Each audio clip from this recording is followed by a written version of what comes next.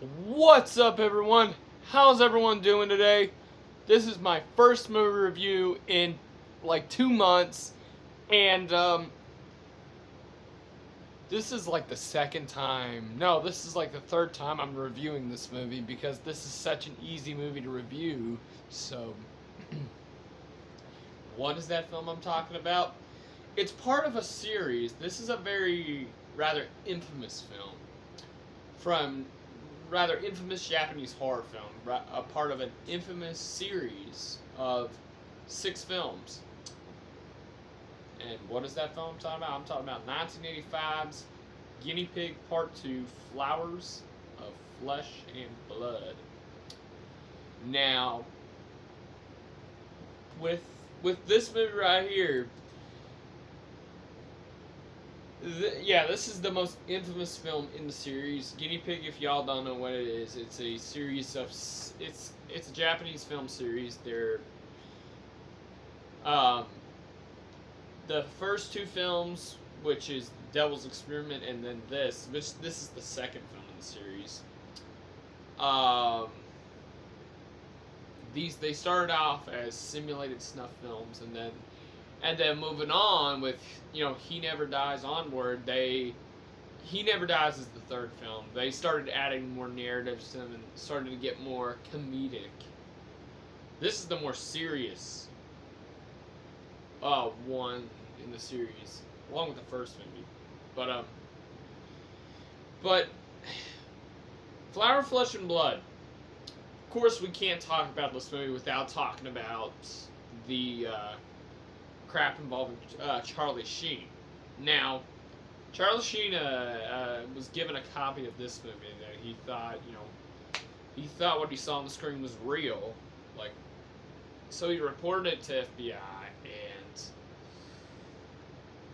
I mean, it turned out this was all special effects. I mean, the effects, I can see why Mrs. Sheen thought this was, real, because the effects are so good. Like, they're so good. There's some effects that don't really hold up, but they do look a little silly, but most of the effects here are really well done. So there's not much of a story. It's basically about a samurai killer here. He kidnaps this lady and ties her up to this bed and gives her this injection, and she can't feel any pain is what it is. And then he's holding this chicken. Then he says, he basically tells what he's going to do to her. He has this chicken. He says, "This will be your fate," and he decapitates it. Now with a chicken, when a chicken's head gets cut off, it's twitching. It like moves around, headless, and then it falls to the ground. That's what in this movie. That's what the chicken does. It twitches nonstop, and then the effect. If you look like the next shot where you see the chicken drop, it like zooms in, and you can tell the blood. The blood is so freaking thick. It looks like it's bleeding ketchup. It does look like a dummy chicken. That effect didn't look that good. It looked really bad. It looks really bad nowadays. I'm sure it probably looked okay for its time though, but I mean, for 1985, the gore effects are really freaking well done. I mean, he dismembers her bit by bit. I mean, it's on the cover. She's tied to the bed like this, and she's dismembered bit by bit. I think it's her arms. No, I can't remember. No, her wrists, shoulders, like mid shin, her bowels, insides. Then her head is the last to go. So,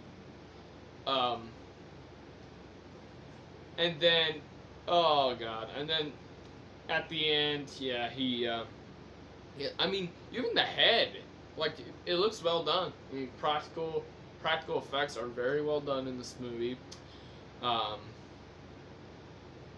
Not to mention, yeah, there's one scene where he picks the head up, like scoops one of her eyes out and licks it, and that scene goes on for a while. That was pretty.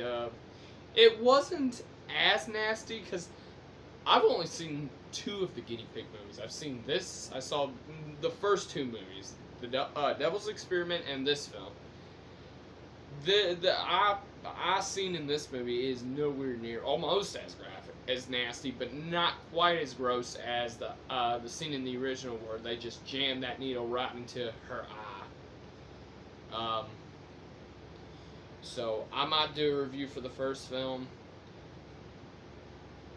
The Samurai Killer, he did all right. I mean, he had a talk. He talks to the camera about what he's doing and stuff, and it's. I mean, it definitely. It doesn't have that typical found footage look like you would expect with a simulated snuff film like August Underground, but with this film, it's shot like a regular movie. I mean, you have all kinds of camera angles, but so there's that. And now, on this DVD, there's actually a hidden Easter egg where you can watch a alternative cut, which is like 29 minutes long. It's very short. Obviously, this is the shortest movie I think I've ever reviewed on this channel. It is 43 minutes, and the first movie is 43 minutes. So, it's definitely, definitely not a long film at all.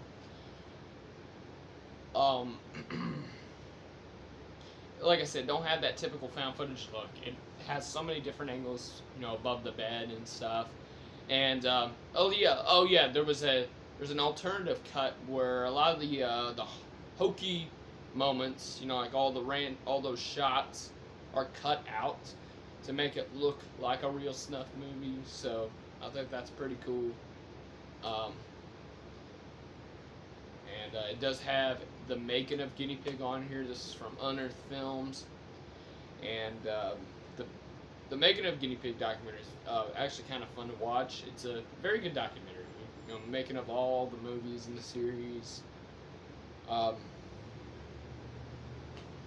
Guinea Pig series, like I said, I've only seen the first two. There's 6 of them, along with one unofficial Guinea Pig movie called Lucky Sky Diamond. And, I mean, this movie is definitely, like I said, it's not for everyone. It's,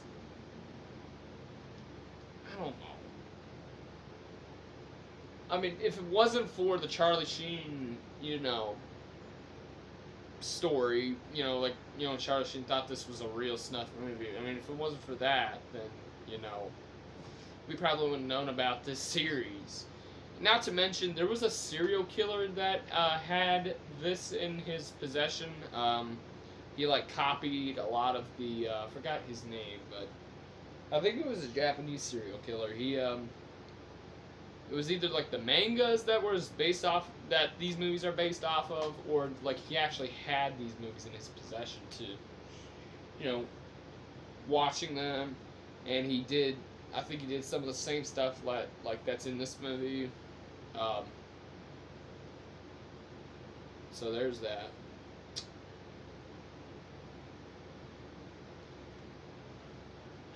I mean, the actress did okay. I mean,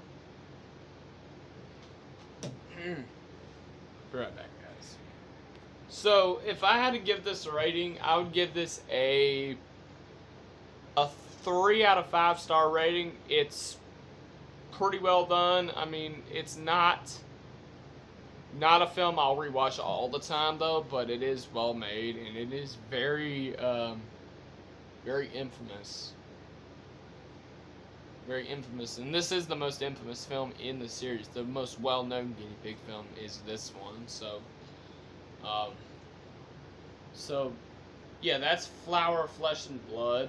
Um, I might, even though I said I was done covering extreme horror films, I might review more of these if y'all want me to, because y'all seem to like them. So, I might review the August Underground films and stuff like that. So, alright, guys, I'm out. Love y'all. Peace.